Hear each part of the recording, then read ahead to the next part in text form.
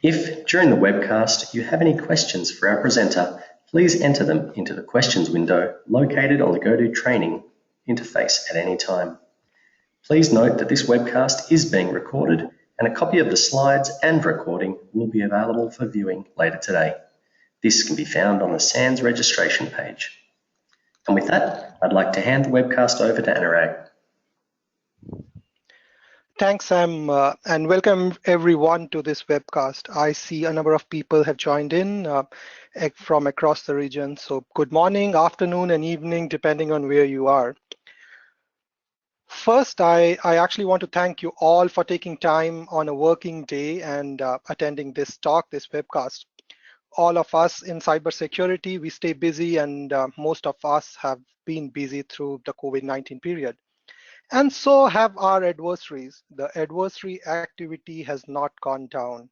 So I really appreciate you taking time from your day and joining in. Now, I've been working in cyber defense for a very, very long time. And having worked through both the red and the blue spectrum of cybersecurity, I've realized that one of the most difficult things to do is to look for adversaries in your environment. Now, these attackers, these advanced adversaries are often very persistent, innovative, and know how to stay below the radar. While I do not condone what they do, but sometimes I am amazed to see how good our adversaries are in doing their job. So detecting these adversaries is difficult. It requires very deep understanding of how they work, what their methods are, how do they go about reaching their targets, and having that knowledge of our own environment. Now, which I've seen sometimes is severely lacking in organizations. They don't understand their own environment. The most dreaded question I've been asked by senior execs while I've been doing consulting over the time is, are we breached? Do we have an adversary in our environment? Now, as most of us who work in cybersecurity understand that the answer to that question is often very challenging. The absence of evidence does not mean evidence of absence. We as defenders need to often do more than passive alert-based monitoring to be more proactive in looking for signs of compromises. So through next 40 to 45 minutes, I want to share with you what I've learned doing threat hunting for a large number of organizations globally. I've been very fortunate to have experiences across a spectrum of organizations, across industries, geographies, and organizations which have different security maturity level. And I want to share that experience with all of you, with the wider community, both wins as well as losses, so that wins can be repeated and losses can be avoided. Now, I would be glad if you share with me any questions you have or comments you have through this webcast. We may not be able to answer them right away, but we can surely touch on some of those in the end. I'll provide my contact details so that you can get in touch with me even offline later if you wish so. So let's get started. A bit about myself and my background. My most recent job was with Symantec Incident Response Team, doing DFIR, incident response, threat hunting. I worked across a number of roles, both on the red side of the things and blue side of the things, and I do believe that it is very important for us to understand both offense as well as defense to stay relevant in information security. After all, your adversary is your best teacher. I am a GSE and have picked up other certifications on my way. I'm reachable at Twitter and an email. I don't tweet much, but I'm trying to change that off late. So let's get started with what we are here for, talking about threat hunting. Through next 45 minutes, we are going to talk about what is threat hunting. Why do we need a threat hunting program in place in our organization? Enterprises are already overloaded with a number of programs, frameworks, and initiatives. We have several technologies in place, both at network and host level. Why do we need to invest and get another effort in? Then I'm going to talk about how can we set up a threat hunting program, and then go and talk about some recipes. How do I define hunts and run them? Now, this presentation is a little different than what you may have heard about and read about threat hunting. We're not going to talk about specific things you can look into your environment, like this registry key is flipped or not, this file ran in your environment or not. We're going to take a step back and look at threat hunting from a broader perspective of how does it fit in. I will try to talk about how we can put a process in place so that we have a threat hunting program which matures over time and adds value to the cyber defense posture we have for our organization. And in the end part of this presentation, we'll talk about some of the recipes of how do we run those hunts. But the idea here is to share with you how can we start that process thinking as a threat hunter. Now, but before we get into that, let me talk about my little pet peeve. Now, threat hunting is one of the most widely misused term in our industry, starting from setting up a rule-based SIM to running IOC scans, performing vulnerability assessments, even doing red teaming. Everything these days is being referred to as threat hunting. Let's touch on some of the most common misconceptions in the industry on what threat hunting is. Threat hunting is not a definitive answer to the million-dollar question which we touched on, which is, are we breached or not? Most of the time, senior management will have that expectation from a program like threat hunting, but threat hunting cannot provide that answer. Threat hunting is a process of looking for adversaries and compromises in the environment, but not finding one does not mean that our environment is clean. You will have vendors come to you and sell you a box which will do threat hunting. Now, if someone does that to you, run away from them like wildfire. That's not how threat hunting works. Threat hunting cannot be fully automated. It's expensive. Now, that's partially true, but from a different perspective. It's not expensive from the point of view of what technology I'm using or what investments I have to do in terms of hardware and software I need to buy. But it is expensive because I have to put my best resources on job for that. I have to dig in and get my most senior experienced cyber analysts doing threat hunting. And then the last one, which we have touched on, is it will always find evil. The way threat hunting works is most of the times it will not find evil, but few times it will. Now, that's some of the stuff which I've seen being talked about in the industry, which kind of I don't agree to completely. So what is then threat hunting? If this is not all threat hunting, then how do we define threat hunting? What we are talking about here is a proactive, focused, and iterative approach of looking through large data sets, searching and trying to identify and understand adversaries internal to our environment. In simple words, we are trying to look for and detect adversaries that have already entered in our environment. The idea here is, the aim here is to detect the adversary and evict them before they achieve their objectives. Now, what do I mean by that? If we break this down and look at what we do in cybersecurity, incident response, cyber defense, the single most important aim is to reduce materialistic impact of an incident on an organization. When do attackers win and we lose? Defenders lose when one system is ransomware and we have backups of that? Or do we lose when attackers are able to get a backdoor in and we are able to detect it and remove it hours later? Of course not. We as defenders lose when attackers are able to achieve their objectives or cause material harm to our organization. Those objectives could be as simple as exfiltrating IP data out of the organization or making an organization pay ransomware of a big game hunt, which they did. Now, our aim through this is to reduce the probability of that happening.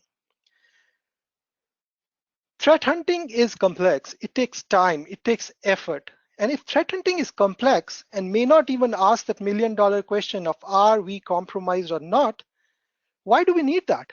Why should we be performing threat hunting in our environment? Straight out, threat hunting helps us to identify gaps in visibility detection and response, and we'll talk through that as we go ahead in this discussion. It helps us improve detection. Now, that's one of the most important reasons we are doing threat hunting. We're trying to look for adversaries and improve our detection capabilities. It helps us as defenders to understand our environment better, It helps us to detect unknown and undetected compromises. And the most important of all of these, as an incident responder, as someone who loves working IR cases, it helps me go and find my own cases. I no more have to sit and wait for adversaries to trip on, fall in traps which we have set up, or detection which we are doing. I can go in the wild, look for my target, and start doing incident response for my own. Now, these are all good and valid reasons. We all in security accept that the current passive monitoring controls which we have put in place have consistently failed to not only protect our environments, but even to detect attackers in time. Now we have log centralization, SIM, SOC, automated alerting, IDX, next-gen firewalls, self-defending networks, and next-generation security boxes which we have bought, but still we have failed to keep attackers out of our environment, or for that matter, even detect them in time. There was a recent report which came out from the Mandian IR group, which talked about alerts are only being generated for 9% of the attacks on enterprise environments. 53% of the attacks are completely missed. And this is happening even we have 50 to 70 security detections and other security products and tools in our environment, having overlap on each other, doing the same thing. Now, this could happen because of how these tools are configured, or lack of security skill with the analysts team, or just because the attackers are good and they are overcoming the detection mechanisms we have put in place. But that's the fact. We're not able to detect attackers in real time, adversaries in real time. Now, if this doesn't sell you the idea of threat hunting, let's look at one of the most widely talked about metrics about how well we are doing in terms of detecting adversaries and attackers in our environment. One of the most widely talked about terms is dwell time. Now, dwell time is the time between an attacker compromises an environment and he is detected.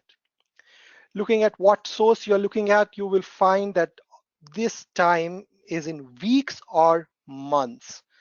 The one I looked at recently was from CrowdStrike, another firm which does a lot of incident response cases.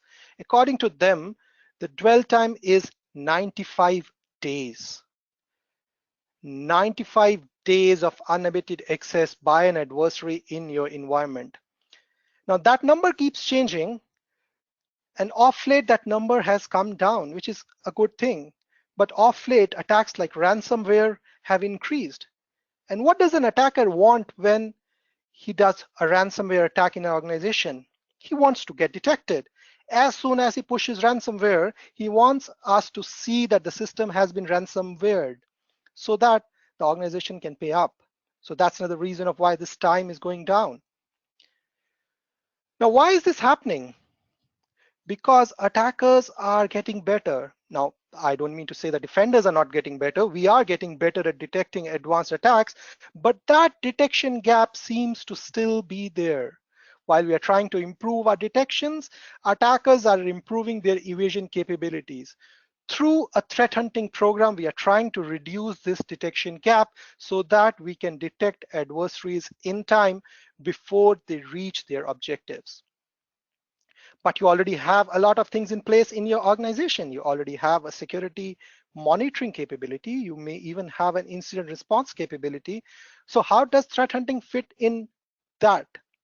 Now, threat hunting doesn't replace any of those capabilities. Threat hunting is a parallel process which comes in parallel to continuous security monitoring and incident response which you have in place. What threat hunting does is go ahead, find things that are unknown and evil in your environment, identify them as true positives, and then hand it over to an incident response team, which you may already have. Incident response then works on those cases, digs deep and finds out exactly how this attack happened, probably come up with indicators of compromise, new patterns, and create some threat intelligence, and then push that to the continuous security monitoring plan you have in your place so that these same attacks can be detected later. It is very important to have that IR process in place when you are going ahead with threat hunting, because as part of threat hunting, you will detect events. You will detect incidents which will require incident response. So there needs to be a team where you can hand this off to the incident which you have detected as part of your threat hunting process. Now that's one way to look at threat hunting. Another way to look at threat hunting is to see how you can bucket everything that is happening in your organization. There are a number of things which are known good, things I trust, things that are business as usual, things that I need to be running as part of my business, things like Microsoft Word, people doing Slack, notepad.exe, things which are Microsoft signed and provided as part of business enablement applications. And then there is evil, things that are definitely evil. Probably running Mimikatz on a couple of desktops in your environment is evil. I don't want that to be happening. And some of the security mechanisms we have in place, like detection mechanism, they have done a fair, decent job of detecting those. But when it comes to that unknown portion, the what I call gray, that's where the challenge lies. How about PS exec? Now, PS exec from sys internals is a Microsoft signed binary. Usage of PS exec, is that evil? Is that bad? Or is that business as usual? Is that good? Now, that depends on the context of where PS exec is being used. Most of the organizations I have gone to and done threat hunting, we find PS exec being used. Now, does that make it evil or not? Now, that depends on where it is being used. Is your system administration team using it? Where are they logging in using that? Where are they coming from, where they are going? Similarly with other tools, plain text FTP, that could be requirement for the business, or that can be used by an attacker to exfiltrate data out of your organization. PowerShell being used to move laterally, things like that, they fall in the area where I call them gray. It depends on the context. Now, with threat hunting, you can go ahead and detect that, put that context around, and then go to your teams and ask them, is this something we should see? Is this evil? Or is this part of the business? So threat hunting helps us detect this by seeing the bigger picture and putting in more effort in detection. Now, having gone through this, let's talk about what do we need to set up a threat hunting program in place. The most important thing we need is experienced analysts, people. You, me, all of us on this call are the most important component, ingredient of threat hunting. Then we need visibility, logs, and data to search through and look for evil. We need tools and techniques to search through those logs. And then we need to know normal, because if we have to detect anomalies, we have to understand what is normal. Threat intelligence can help us in detecting that, reducing the amount of data we are going through, removing the known good, and just focusing on that gray portion we have been talking about, and evil in our organization. And once we have detected stuff, we can hand it over to triage and response. Said that, let me revisit that experienced analyst part of the slide, people. Now, one of the most often question which have been asked is, should I go to vendors to get threat hunting done, or should I do this in-house? Now, let me tell you a story which I heard in my childhood. Now, I grew up in hills. The place was beautiful, surrounded by dense forest, like the nature documentaries you see in the TV these days. The story goes like this. Once the forests around that place, the town, were full of tigers. Real dense forests with tigers. And then there was a tiger who turned man-eater. All the villagers went to the local government and said, this tiger has turned man-eater and something should be done about this tiger. The local government and the local administrator then reached out to a hunter, a very well-known, experienced hunter, someone who had all the gear that is required. He has done this multiple times in different forests, different places. So they went to him and asked him for help. Now this guy comes in with all his gear and everything ready to get rid of the tiger. And he comes to the town, everyone is happy, all the village elders, the town elders, everyone is saying, yes, now we are going to get rid of this tiger and our lives will be back to normal again. So this hunter then goes to the forest looking for the tiger. Day 1, he's not able to find the tiger, which is okay. Day 2, again, he's not able to find the tiger. Day 3, 4, 5, and so on. No signs of the man-eater tiger. Now that's not a good sign. So everyone in the town, the village elders, everyone gets together and suggests this hunter, why don't you take with you this guy who is a villager and he has lived this place whole his life. He knows the lay of the land. He knows where the forest is. He knows where the tiger normally comes for drinking water, where the water sources are, where the other animals are. He knows everything. Maybe he can help you. So the hunter reluctantly agrees because anyways, he's not able to find the tiger. And the very next day, the hunter and the villagers, they go together to the forest looking for the tiger. And behold, the very first day they spot the tiger and get rid of it. So one of the most important thing in cybersecurity or when you're doing threat hunting is to know the lay of the land, to know what your normal business processes are, how your IT is in your organization. While the skill set and the experience which a vendor brings in is important, but knowing your own organization is more, if not as much as equally important when you're doing threat hunting. Now that was setting up why do we need threat hunting and where does it fit in and what ingredients would you need to set up a threat hunting plan. Let's go a little bit more specific and talk about a process which can be used to perform hunts, to do threat hunting. So hunts are pieces of threat hunting. How do those Lego bricks fill in? How do you decide what you want to search for in your organization? How do you go ahead and look for that evil? Now, one way is to just get the data set and keep looking through it, keep wading through it, trying to find evil.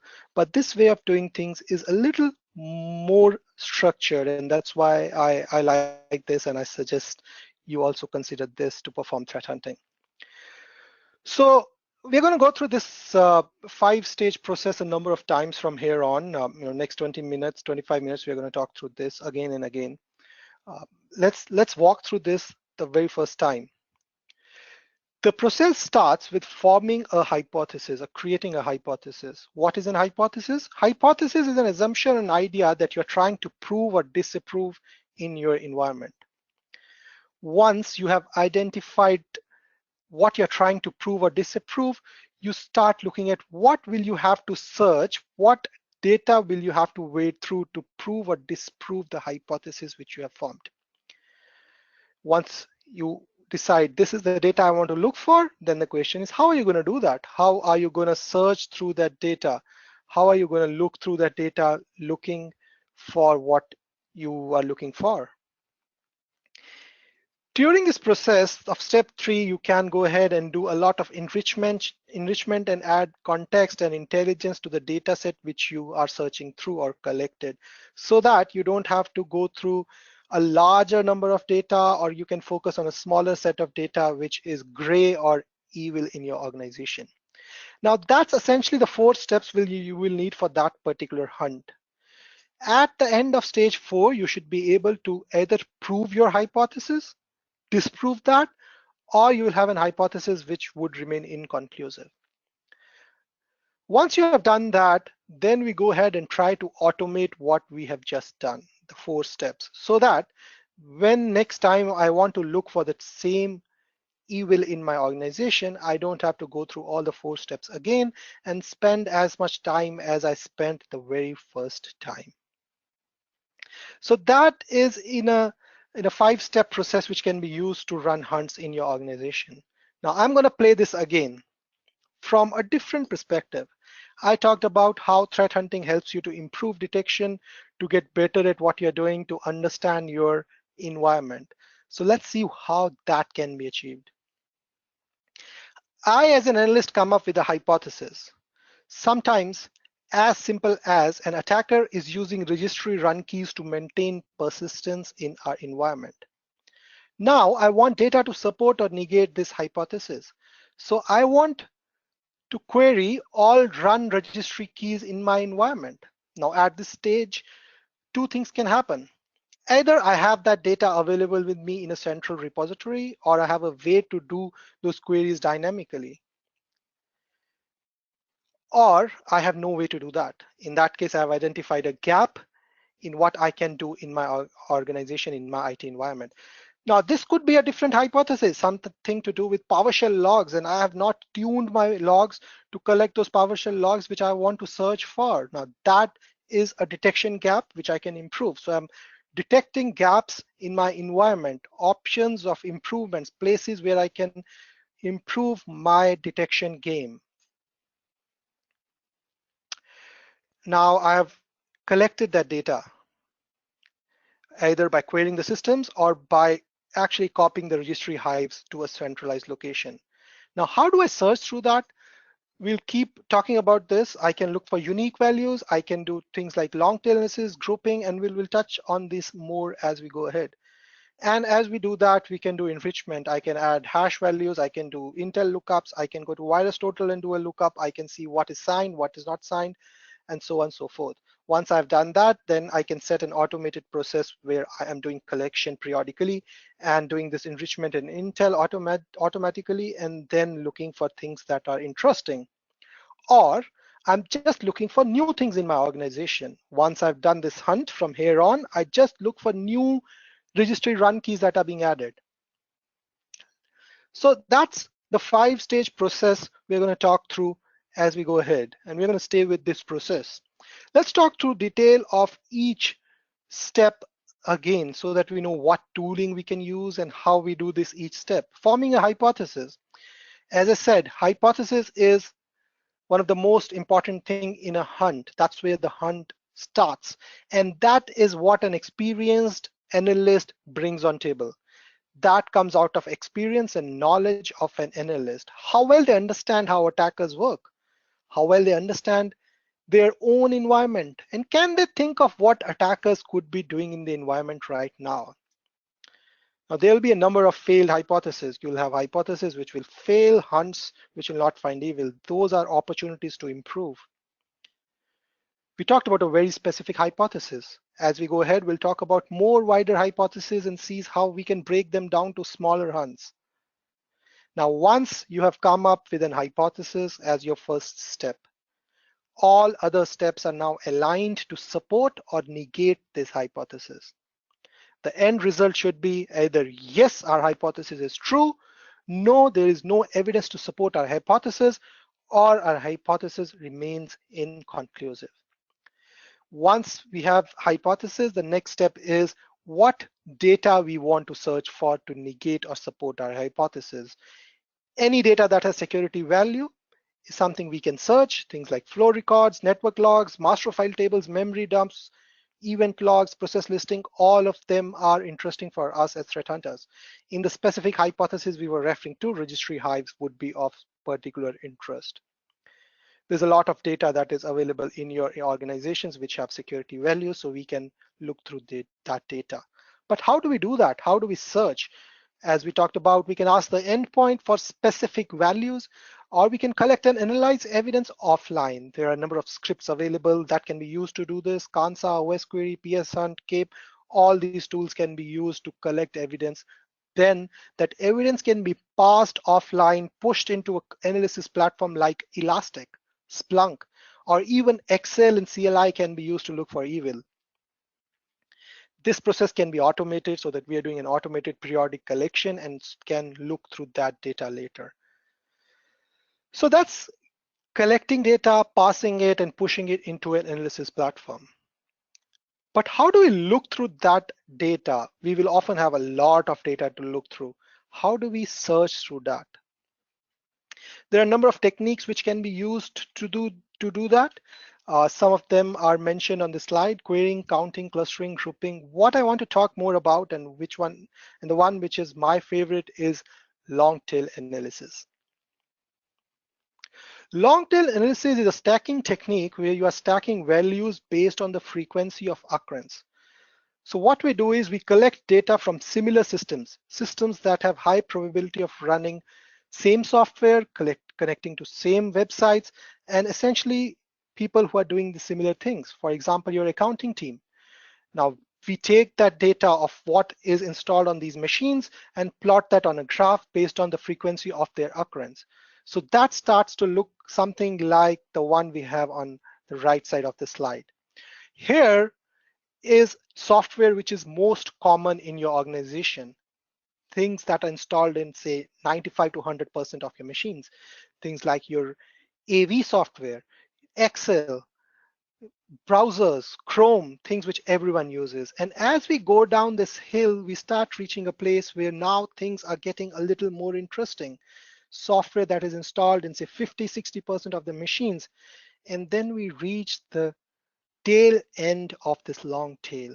And that is what we are interested in.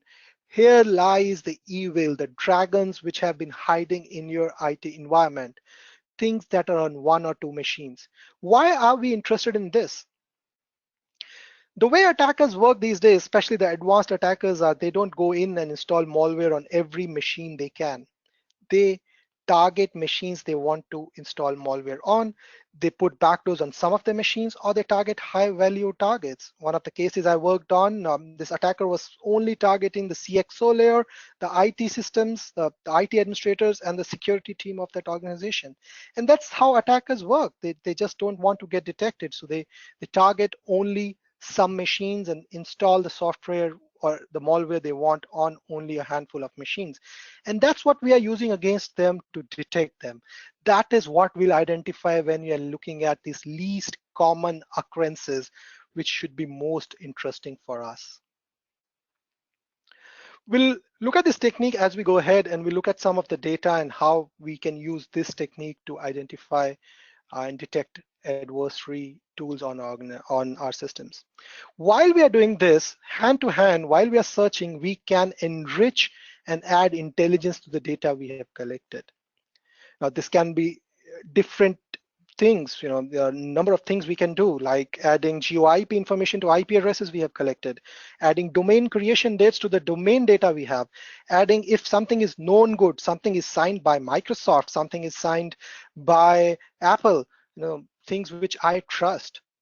So that helps us to remove a lot of data from the data sets which we have collected. So going back to the example we were talking about, run keys, I see a number of executables which are being referred. I see which one of these are known good, signed, I know these are good. I remove that, and I have then left with a handful of registry entries which I'm now interested in. So enrichment and intelligence helps us to reduce the data which we are going to look at. Now at this stage, once we have added this enrichment, performed our how to search, querying, stacking, and done everything, I as an analyst should be able to say that my hypothesis is proven. That means yes, there is a registry key being used by an adversary to run evil in my environment. Disproven, which means no, I didn't find anything, and probably that's not happening. Or should be inconclusive. There can be a number of reasons why it's inconclusive. One of them is I don't have that data available, or I'm still performing analysis and still in that gray area.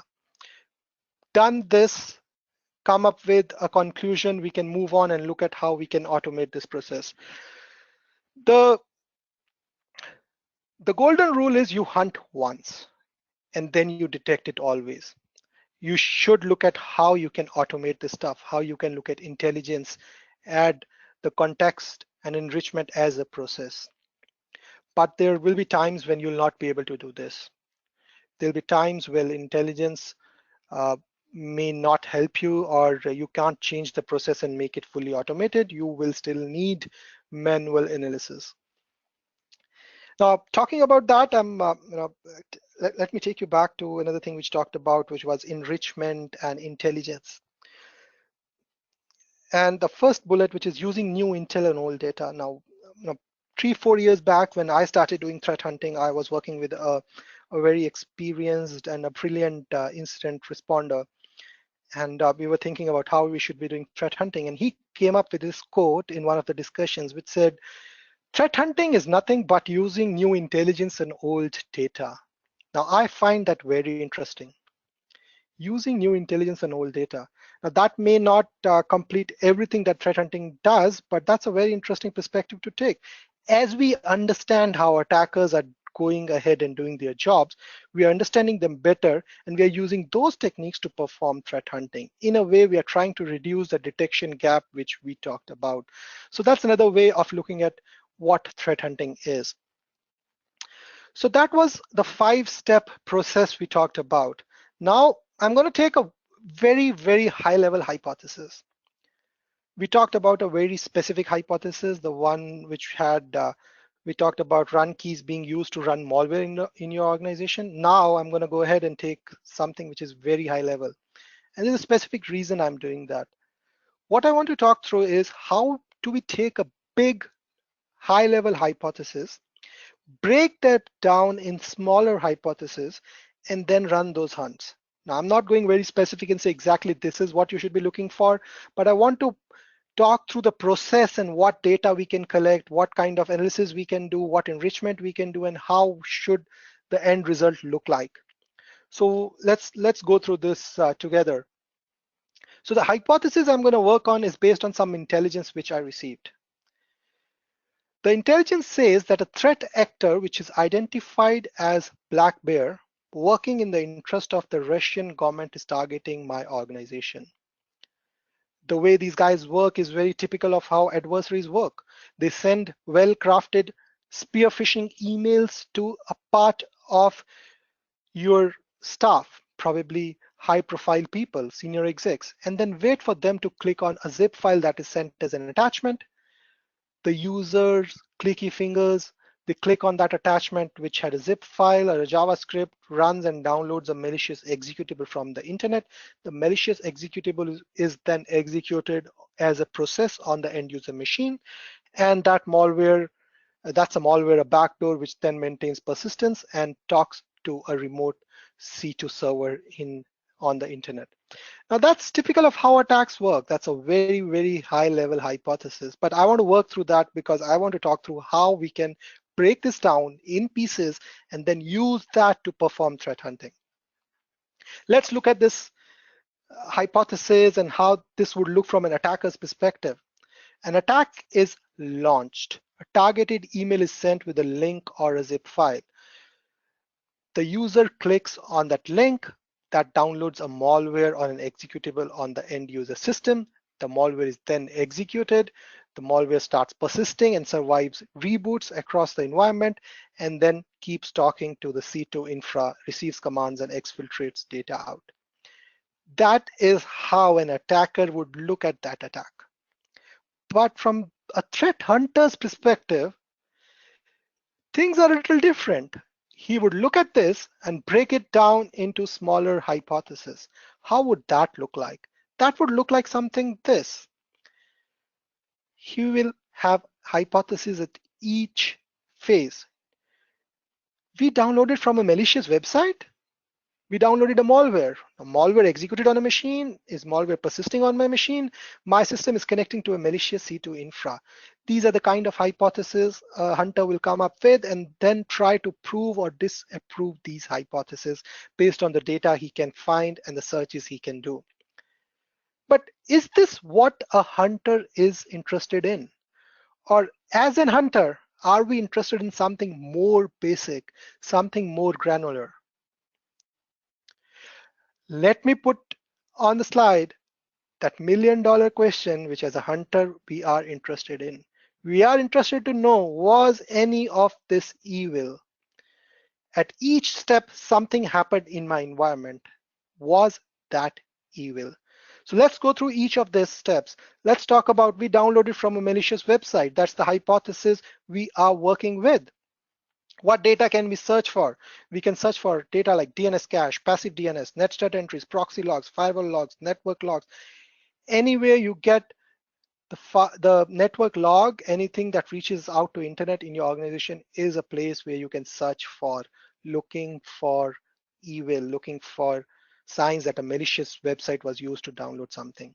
Now I can use enrichment to this information so that it makes my job as an investigator, as a threat hunter, easier. I can use threat intelligence feed, add ASN information, find out the IP address to which my system connected to. Who owns that?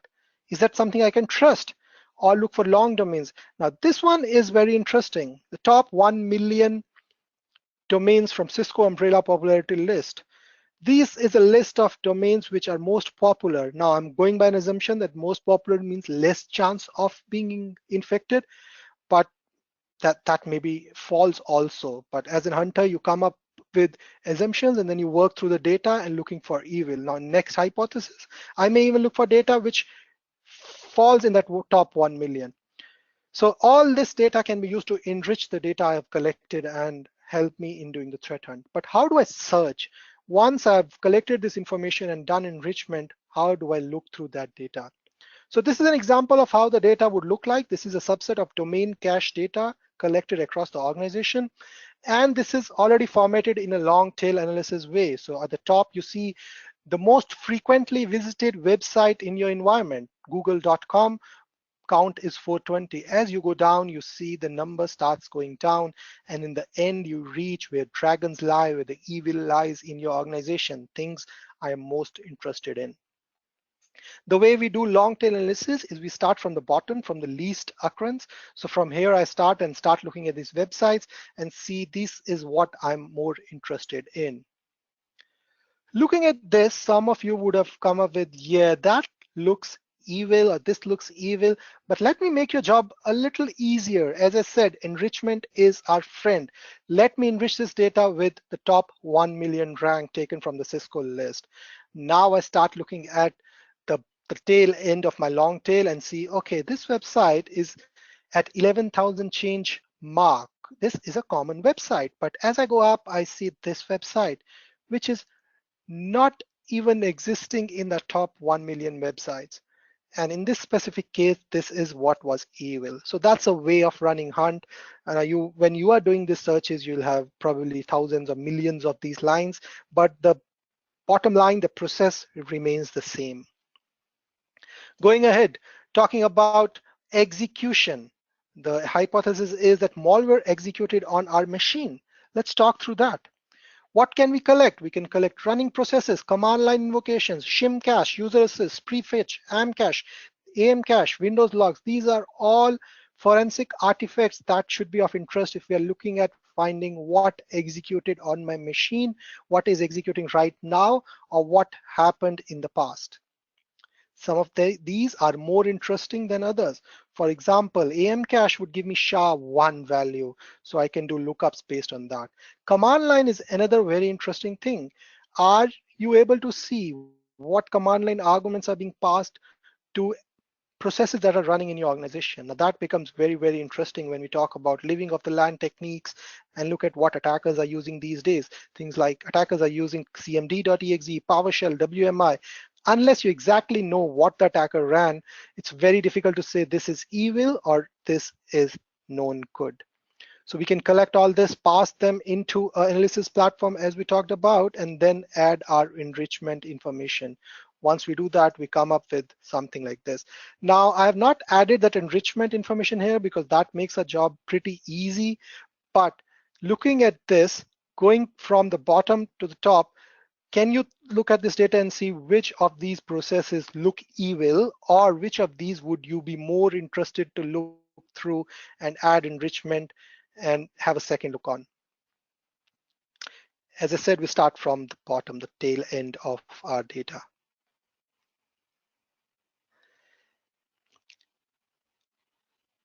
So if you have looked at this data, let me talk through what in my view should be interesting for a threat hunter. This one, state of looks suspicious, 2183.exe. I'm more interested to know what it is. This one may look interesting, but I can tell you that's a AV running in this environment. They were using AVG. cmd.exe. Now, am I interested in that? That's Microsoft signed binary. That's on every Windows machine you have. But I don't know what was the argument that was passed. I don't know what it was used for. So I'm definitely interested to know what and why it was running. As I go ahead, This one, does this look interesting? That's SVC host misspelled. Now, if you're looking at data, just looking at data and not doing long tail analysis, that will be something which will be pretty easy to miss on. And that's the idea of naming executables like that. So SCV host, that is definitely looks interesting and I want to know more about it. As I go up, let me talk through this one, which is PowerShell.exe. Now that takes me to something which is very interesting. Do you know where you were running these commands? Where did you collect this data from? How did you collect this data? So I used a platform called Kansa, which is a PowerShell based platform to run this. I had a lab of 4 machines when I was doing this and running PowerShell based Kansa on 1 machine. And that was also one of the clients I was collecting data from. So in all 4 machines. You could have guessed that looking at this value. So system was running on 4 machines, so I had 4 machines. I go up and see PowerShell running on 6 machines, 6 instances of PowerShell. Now, knowing how Kansa work, I can tell you 4 of those are Kansa logging in and collecting data. 1 of that is parent Kansa running. The 6th one, I'm not sure what it is. So I want to know what that is and also want to see what arguments were being passed to PowerShell because PowerShell is still extensively being used by attackers along with WMI. So these are some of the places I am more interested in knowing more about. Going ahead and looking at what else we can look for. Persistence, we talked through this, the run keys, the registry run keys I'm interested in. But registry run keys are not the only place where attackers put methods to maintain persistence in environments. They are one of the most common, but there are several other places which attackers use to remain persistent on machines. One of the more common one these days is WMI event consumers that are extensively used by attackers, both advanced as well as people who are focused on low-hanging fruit to maintain persistence. Services are another one. Scheduled tasks, services, startup links, all these are places which can be used to maintain persistence. You can do enrichment based on what values you're getting from these persistent mechanisms. Things like, when was this particular service created? I can run sig check, which will tell me what signatures or how is this signed or not. Scripts that are being referenced. So in WMI, you can see what scripts are being referenced and what are being called. I can do hash lookups. All this information can help me to enrich the data I have collected. And once I've done that, the result looks something like this. This is services in a long tail analysis fashion of the data I have collected without any enrichment. If you start looking at the data from bottom up, from the long tail side of this, you should be interested in TeamViewer. If TeamViewer is not something you use, things like TeamViewer are extensively used by attackers to maintain persistence, to come in whenever they want, or have an out of band communication channel to the endpoint. So this is I'm interested in. I'm interested in this one. I don't know what it is. SVC host with a -k is something which is normally used. So without a -k would be a straight up evil and something I'll be interested in, but these all look okay. I would probably want to have more information, things like hashes of this or known good or known signed. But at this stage, these are the 2 things I am interested in or look evil from as a threat hunter perspective. Look at this data set. Now, this data set is very close to what I saw when I was doing one of the engagements. Going by the traditional mindset we have and what we have been talking about, we'll start our analysis right here at the bottom and start going up. And sure of all, we'll find something that is interesting. See chost.exe. Does that exist on your Windows machine? Probably it should not.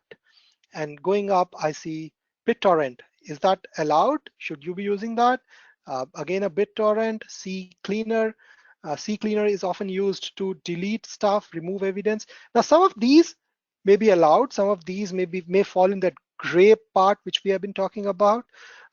We can find those out. This is also helping us to understand our environment. We touched on that, benefits of doing threat hunting. But as I go up, I see 10 number SVC host running from security. That is not normal. And when I go up, I see SVC host running from an audit folder. Now remember, this data is very, very similar to what I saw once in wild in an organization. So the bottom line that we have been talking about, that start from the the tail end of the long tail. That is true a number of times, but that may not be always true. In this specific case, attacker was launching a Bitcoin mining operation, so they wanted to infect as many machines as they can so that they can mine Bitcoin and other cryptocurrency in the environment. So in this specific scenario, all this data is what I'm interested in and want to know more about. Moving ahead, the last part of how we broke our hypothesis, the last part was that my system is connected to a malicious C2 infra. Now, this is very similar to the first one. I look at all the network data I can collect, things like net flow, bro logs, netstrat entries, DNS cache, enrich that with the intel I have, and then start looking at the data. The netstrat entry would look something like this. When I put them in something which looks better, it would look something like this. And this is ASN information. Who owns that IP address? Looking at the top, I see Microsoft, Google, Akamai, and then there's this DigitalOcean. If you see the process that's listening there or using is connecting out to DigitalOcean, that looks suspicious. In this scenario, it was a netcat renamed at ncl.exe, which was connecting to a DigitalOcean server on the internet. Looking at this, if you see Microsoft, do you still think you should dig deeper and see what it is? Google, Microsoft, Amazon. Now, in this specific scenario, DigitalOcean I've seen often used by attackers, but DigitalOcean is a cloud service provider, and so are Microsoft, Google, and AWS of the world. So, any attacker worth its salt can spin a new VM in one of these and then start using that as C2 infra. They can even go ahead and compromise real machines, machines owned by someone else, websites owned by someone else, and use that as C2 infra. So this may be one way to look at evil, but definitely there are multiple other ways to look at evil and find things that may be interesting to you as a threat hunter. So let's summarize what we have talked about. Threat hunting, due to the nature of threat hunting and how threat hunting is done, always need manual intervention. Remember, the threat analyst is the most important Lego piece of the threat hunting puzzle in your organization. Experience and the skill of threat hunter is what matters when they are coming up with hypotheses. If I have to put the key ingredients, again, it's expert analyst, data and log repository, and an analyst platform. My analysis platform of choice is the Elastic Stack. You can use that, or you can even use things like Excel and command lines to do analysis of your own. If you are interested to learn more, there are a number of SANS courses which align very well with threat hunting. SEC 504 is one of my favorite, and then we have Advanced Incident Response course, Network Forensics course, the 572, and 555 focuses a lot on Elastic Stack, which I've talked about a couple of times in this discussion. It talks about how you ingest data, how you can enrich that data, and hence is very useful if you're looking to set up an analytics platform or a threat hunting platform in your organization. And then we have 511, which is continuous monitoring. All these courses are being offered right now using the live online format, which is again one of my favorite format of how SANS has been offering trainings for a while. Said that, thanks a lot for listening in, for joining in the middle of the day. Those are my contact details. As I said, you can send me an email or can DM me on Twitter. I'll be happy to engage in a conversation, hear more from you, hear your experiences of doing threat hunting. What do you think about threat hunting? How are you performing threat hunting? If you have any questions for me, I'll be happy to answer those questions. So that's all from my side. Thank you very much. Open for any questions or comments if any of you have. Back to you, Sam. Wonderful. Thanks for a great presentation. We do have a question ready for you. However, if anyone else has another question for our presenter, please enter it into the questions window now. The first question is, can I get this presentation? I think that answer to that question is yes. The answer is yes, absolutely. So a copy of the slides and the recording of this webcast will be available for viewing later today, and you can find it on the SANS registration page. Next question for you is, do you have any use cases documented that you can share? So do I have any use cases documented? Now, there are multiple sources on internet, on GitHub repositories which talk about how exactly you can look for evil, what you can look for. That's something which I would refer you to. If you drop me a message, I can share some of those with you directly, but a quick search will provide you a number of sources on the internet which go deep into exactly what you can look for if you're trying to find evil. My preference is always to come up with hypotheses as we have talked through this, because that would depend on your organization, your environment, your threat modeling, what are you against, who is targeting you. So that, according to me, is the best way to look at. Once you have that hypothesis, you just need to look, decide what data you want to look at and how you can perform that analysis. So if you want specific use cases, just drop me a message and I'll try to answer that that way. Wonderful. Next question.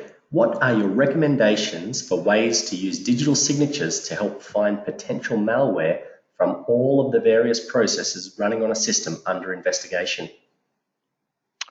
Sure, that's an interesting question, and let me go back to this slide which we were talking about. Now that's an output of the SigCheck utility from Microsoft. So if you see here, there's a signing date, there's a publisher who signed it, and there's a VT link also. So information like this, if you see that something has been signed by Microsoft, by Apple, probably, I won't trust that completely, but I would have a sense of a little less distrust on those applications and use that information to go ahead and reduce the data set I need to look at as part of my threat hunting strategy. Great. Hope that answers the question. Yep. Which is a popular analysis platform for hunting? Yep. So my platform of preference is the Elastic Stack, but that's just me. Elastic Stack is free for threat hunting. You can ingest a lot of data, spin up nodes, set up clusters. If you get more data, you can just keep spinning new nodes and they'll join and create a cluster. So my platform, which I've used extensively, is the Elastic Stack. Said that, Splunk is used extensively by a number of people I talk to. You can do command line kung fu to detect evil, but unless it doesn't scale very well unless you have extensive command line skills, which some of us do have. But I would suggest looking at Elastic and Splunk to go ahead with. Great. That comes to the next question, which is, can we use Splunk as a SIEM and start doing threat hunting? Yes, of course, we can do that. Any log repository you have with you, any place you can find data, evidence, you can use that. So you can go ahead and collect data if you need to, or if you already have a centralized repository which is collecting logs, that's a good place to start with. But again, we go through the same 5 steps. We identify gaps. If we have to add more logs or set up more log sources, that'll help you to do that. But the answer to that question is a resounding yes, you can. Great. Can you do threat hunting in a cloud-hosted environment, or should the vendor do this? If I have a cloud environment and it's an infrastructure as a service, I believe it's my responsibility to make sure that OS is secured. So definitely I would do threat hunting on that. Vendor can do threat hunt. Of course, vendors can do threat hunt, but you remember the story we talked about. I have a strong belief that vendors as well as in-house teams need to work complementary and hand in hand with each other to get the most value out of a threat hunting program. So just going to a vendor and asking them to look for evil, and that also if they don't understand the context in your business, is normally not very effective unless you're just looking to detect the low-hanging fruit. If you want to hunt that apex predator who's in your organization, then you need to understand your environment in a more detailed way. Wonderful. And the next question is, how can threat hunting on a BYOD mobile smartphone? Now that's an interesting question.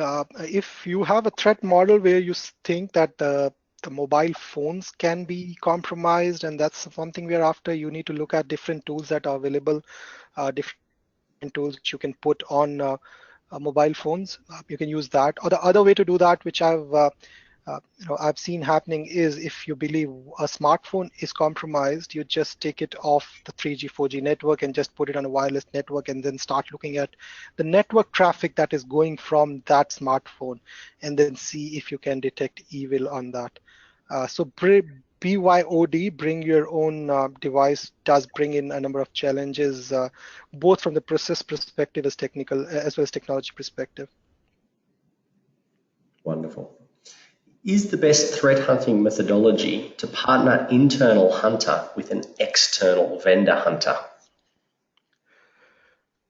So the question is best hunting methodology. Now, the best hunting methodology depends on your organization, your environment, what you're looking for, what you're trying to achieve. I can give you, based on my experience, what I have looked at. I've seen, in-house teams, vendor teams, as well as teams that are working collaboratively. If you have unlimited resources, management backing, threat hunting team, I will set up an internal threat hunting team, equip them with the best of the technology and intelligence available in the market. Probably even look for specific intel for that organization, which we are trying to do threat hunting in. Said that, that's not true for most of the organization. That's not always true. So often what has worked well with organizations with limited resources is getting in a vendor and the in-house teams working very closely with the vendor in removing stuff which is business as usual or something which is not evil. So hybrid teams work well. Bringing in a completely external team, if you're going to give them months of months of time and tell them exactly how your business is and let them learn your environment, that may work. But if you're bringing in an external team and giving them 2 weeks to do a threat hunt, if you're trying to find that apex predator in your organization, that may not go that well. Perfect. That's a long answer, but I hope that answers your question. No, that's great. Thank you so much, Anurag, for your great presentation, which has helped to bring this content to the SANS community. And to our audience, we greatly appreciate you listening in. For a schedule of all upcoming and archived SANS webcasts, including this one, please visit sans.org/webcasts. You can find your CPEs for all completed webcasts by logging into your SANS portal account, navigate to your account dashboard, then click My Webcasts. You can then download your CPEs on the right-hand side of the web page. Until next time, take care, and we hope to have you back again for the next SANS webcast.